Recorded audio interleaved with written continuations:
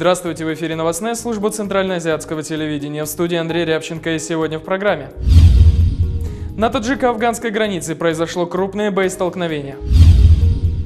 В Афганистане атаковано здание Управления национальной безопасности и совершена атака на колонну войск НАТО. Сценарий для комедийного фильма. Из таджикской колонии в машине начальника тюрьмы сбежал заключенный.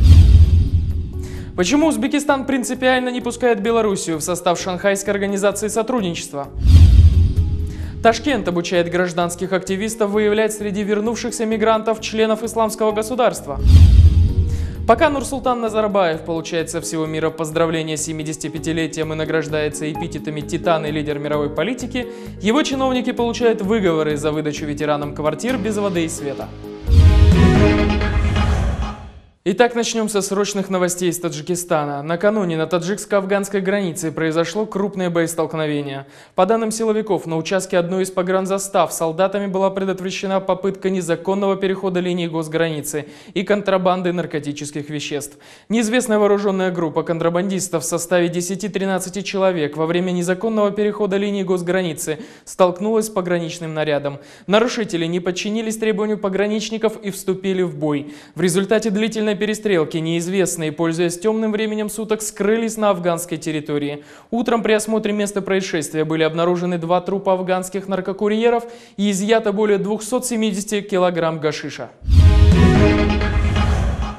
Накануне группа боевиков атаковала здание Управления национальной безопасности Афганистана в Кабуле. Чекистам после продолжительного боя удалось отбить атаку смертника и сопровождавших его боевиков. Первый из боевиков на начиненном взрывчаткой мотоцикле попытался въехать на территорию чекистского здания. После того, как ему это не удалось, он взорвал себя у входа. За ним вслед ринулись 2 боевиков, которые надеялись, воспользовавшись фактором внезапности и возникшей сумятицы, прорвать оборону управления. Однако охрана здания отбила нападение. В перестрелке все боевики были ликвидированы. Со стороны силовиков 1 потеря, погиб солдат, охранявший периметр. За 2 часа до этого еще один смертник атаковал колонну иностранных войск на территории другого района Кабула, но потери ограничились ранениями 1 военного НАТО и 1 мирного жителя. Пока ни одна из группировок не взяла ответственность за оба теракта. Одновременно с этим, вчера же на востоке Афганистана был уничтожен один из руководителей движения «Талибан» – Мулла Абдул-Халик. Его боевики атаковали пост, полицейские открыли ответный огонь и убили главаря восточных талибов. Его смерть должна серьезно ударить по антиправительственному движению в Восточном Афганистане.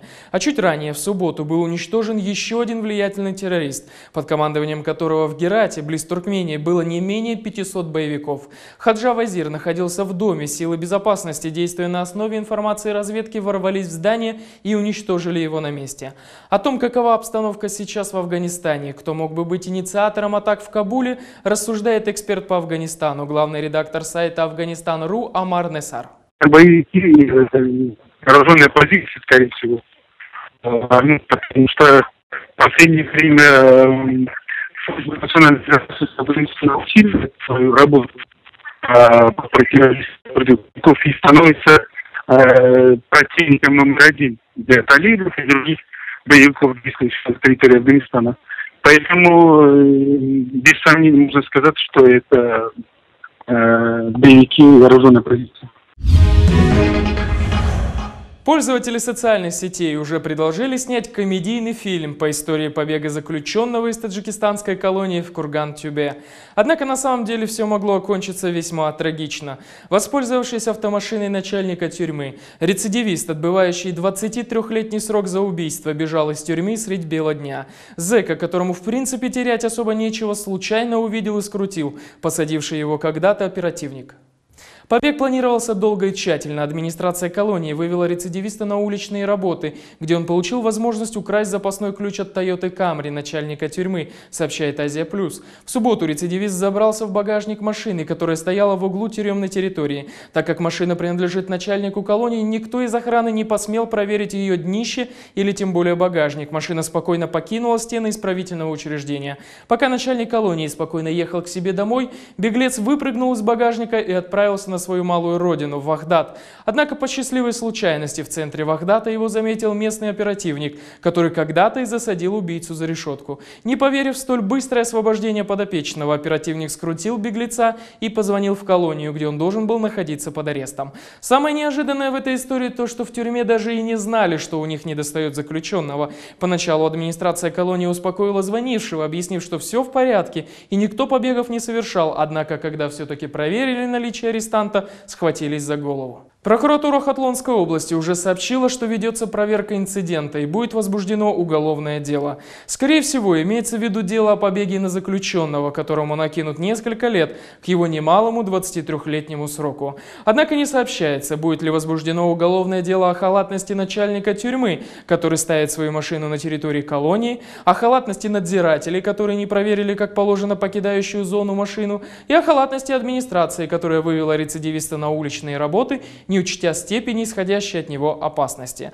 А между тем пользователи интернета предложили использовать случай для съемок фильма и даже представили, что вроде беглеца мог бы сняться Пьер Ришар, Луи де Фюнес в роли начальника колонии, а Жан-Поль Бельмондо исполнил бы роль оперативного сотрудника таджикской милиции. А вот что касается оперативника, то все единодушно предлагают представить его к государственной награде. Далее коротко о новостях Центральной Азии. Казахстан намерен до 2019 года поставить в Индию 5000 тонн урана. Между Национальной атомной компанией «Казатомпром» и Департаментом атомной энергии Индии подписано соглашение на поставку концентратов природного урана. Договоренность об этом достигнута в ходе визита премьер-министра Индии в Казахстан. Делегации пограничных войск Таджикистана и Кыргызстана прибыли на место инцидента, произошедшего 2 дня назад между пограничниками двух республик, в результате которого погиб таджикистанец. США передали силовым структурам Таджикистана 80 автомобилей высокой проходимости на общую сумму свыше $5 миллионов. Основная часть переданной техники будет отправлена для охраны труднодоступных участков таджикско-афганской границы. Германия выделит Кыргызстану на ближайшие годы в рамках германской политики развития дополнительную помощь в размере почти 40 миллионов евро. Кыргызстан, по мнению Бундестага, является передовой страной в Центральноазиатском регионе по уровню демократического развития. И Германия, как лидер Европейского Союза, и далее будет поддерживать проводимые в Кыргызстане демократические реформы и преобразования. В Кыргызстане в Чаткальском районе произошла массовая драка между 20 и 21-летними сельчанами. 6 участников потасовки попали в больницу, некоторые из них с ножевыми ранениями. По некоторым данным, так молодежь пыталась доказать собственное превосходство друг над другом. Родители хулиганов просят милицию закрыть уголовное дело и решить конфликт мирным путем. Белоруссия, традиционный партнер России и Казахстана по различным интеграционным проектам, никак не может получить даже статуса наблюдателя в Шанхайской организации сотрудничества. Еще в 2005 году Минск получил статус партнера по диалогу, однако и спустя 10 лет не может продвинуться далее. По словам замглавы белорусского МИДа Валентина Рыбакова, Белоруссию в ШОС не пускает Узбекистан. Наша заявка на получение данного статуса в 2012 году была возобновлена нотой министра иностранных дел. К сожалению, не удается до конца найти взаимопонимание по этому вопросу с Узбекистаном, но мы над этим работаем и надеемся на принятие согласованного всеми сторонами положительного решения. Между тем, завтра начинается одновременный саммит в российской Уфе Шанхайской организации сотрудничества и БРИКС, в котором состоят Бразилия, Россия, Индия, Китай и ЮАР. Приглашены еще и лидеры Евразийского экономического союза. Пожалуй, в Башкирии еще ни разу в истории не собиралось такое количество президентов стран, представляющих едва ли не 2/3 населения мира и половину его экономики. Почему Ташкент принципиально против вхождения Белоруссии в ШОС? И какие главные итоги ожидать от начинающегося завтра широкого саммита в Уфе? Интервью эксперта по Центральной Азии Дмитрия Верхотурова. В данном случае, конечно, то, что Узбекистан противится поднятию статуса Беларуси, это, конечно, весьма интересно. Судя по всему, речь идет о том, что Узбекистан, скажем, не смог отстоять свою позицию в расширении, скажем, ШОС, в частности, понятие Пакистана, Индии и, возможно, Афганистана. И поэтому он избрал, узбекские представители избрали Беларусь в качестве такого, скажем, объекта для нападок. В данном случае это мало что решает, потому что Беларусь все-таки, скажем, она не настолько большая величина, чтобы ей на данный момент придавать значение. И пока что особых планов именно ШОС расширения в западном направлении, оно в данном случае не присутствует. То есть это просто демонстрация своей позиции, ну, скажем, что у Узбекистана есть свое мнение. По поводу вообще повестки дня саммита ШОС, по всей видимости, главной темой будет расширение организации и рассмотрение заявок и принятие решений по поводу них. Но я уже назвал 3 страны, которые, скорее всего, могут стать постоянными членами. Это Пакистан, Индия и Афганистан. Вот, я думаю, что вокруг этого будут тоже весьма, скажем, такие напряженные переговоры, дебаты. Тем временем официальный Ташкент озаботился обучением гражданских активистов, аксакалов, стражей и инициативных членов махалей выявлять среди возвращающихся с заработков потенциальных членов террористических организаций и в первую очередь ИГИЛа.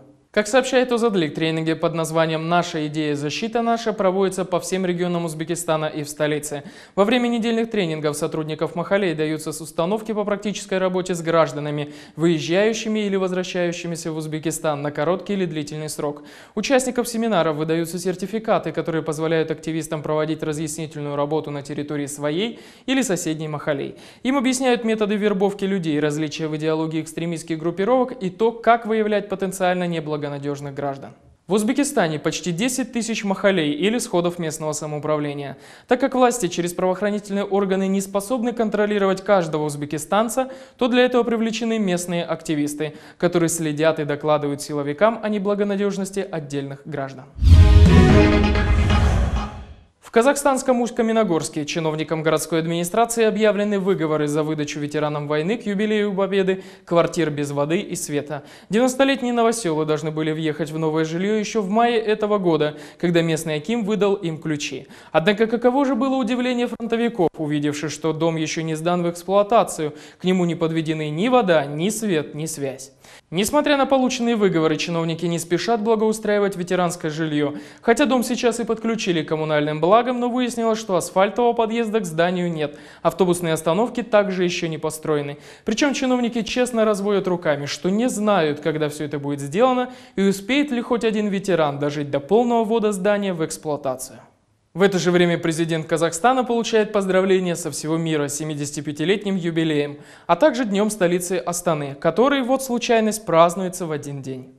В многочисленных статьях о Нурсултане Назарбаеве Елбасы Казахстана награждается эпитетами «Титан», обладающий даром стратега и автор евразийского феномена, пишет Азатек. Спикер парламента Казахстана в статье про главу государства написал, что дар стратега ниспослан Всевышним далеко не каждому политику и руководителю государства. Наш президент является редким исключением в современном мире, где, к сожалению, остро ощущается дефицит на лидеров, обладающих поистине стратегическим мышлением.